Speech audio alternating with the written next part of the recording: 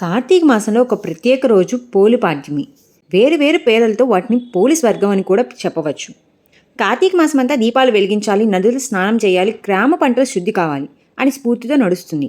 ఆ ముగింపు దశలో ఈ రోజున జరుగుతుంది ఒక అపూర్వ ఆచారం, ఒక పురాణ గాథ.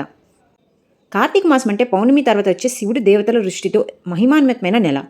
ఆ నెలలో భక్తులు ఇంట్లో దీపాలు వెలిగించడం, నదుల్లో స్నానం చేయడం, వ్రతాలు చేసుకోవడం వంటి ఆచారాలు చేస్తారు.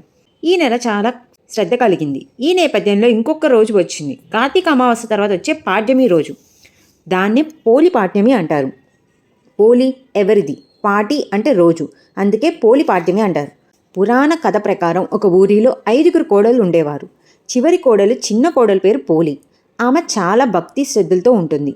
కానీ ఆ భక్తి చూసిన 4 కోడళ్ళు అత్తగారు కాస్త దుడుసుగా ప్రవర్తించారు. అభిప్రాయంతో ఆమెకు అడ్డుపట్లు పెట్టారు. కార్తీక మాసం అంతా పని భారం పెడుతూ ఆమెను పూజ దర్పణం నుంచి వేరు చేశారు. కానీ పోలి తన భక్తిని విడిచిపెట్టలేదు. ఇంట్లో పెరట్లో పత్తి చెట్టు నుంచి చిన్న ఒత్తి తీసి వెన్నెతో దీపం వెలిగించింది.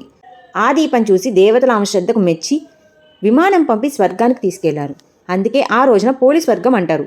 ఆ రోజు తెల్లవారుజామున నదుల్లో, చెరువుల్లో 100 దీపాలు వదిలిపెట్టడం, 30 వత్తుల దీపాలు వెలిగించడం అనే ఆచారం. ఎందుకంటే పురాణం చెప్పిన ప్రతీక ఇదే.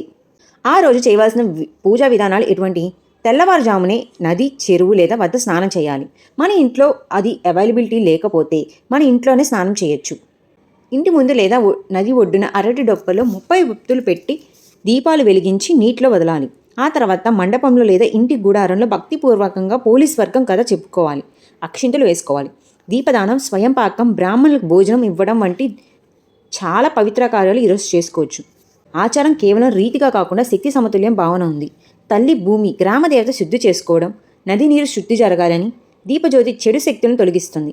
పోలి కథలో ప్రధానంగా నిష్కలమైన భక్తికి గుర్తుగా సూచన ఉంది. సమాచారం ప్రకారం చిన్న కోడలుగా ఉండి అన్ని వెంటనే ఎదుర్కొని భక్తిని నిలబెట్టుకుంది. అలాగే దీపాలు నీటిలో వదిలించడం అంటే అగ్నిశక్తి నీటితో కలిసిపోవడం అనే శాస్త్ర భావనకు సూచించింది. నీరు శుద్ధి దేవతలకు మార్గం అంటారు. ఈ ఒక్కరోజు దీపం పెడితే కార్తీక మాసం పెట్టినంత పుణ్యం వస్తుంది. మన జీవితానికి కిష్టగా చూసుకుంటే మన పనులు, సాంప్రదాయాలు, భక్తి మార్గాన్ని అచ్చంలో పెట్టాలి.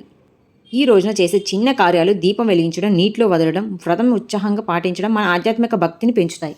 ఈరోజు మీరు ఒక్క దీపాన్ని తీసుకొని చీకటి ప్రాంతంలో వెలిగించి నీటిలో వదిలితే అన్ని రకాల శుభములు మీకు జరుగుతాయి. ఇలాంటి ఇంట్రెస్టింగ్ ఆధ్యాత్మిక వీడియోల కోసం subscribe my channel talks of Tanvi. మీకు ఈ వీడియో నచ్చినట్లయితే please comment, like and share.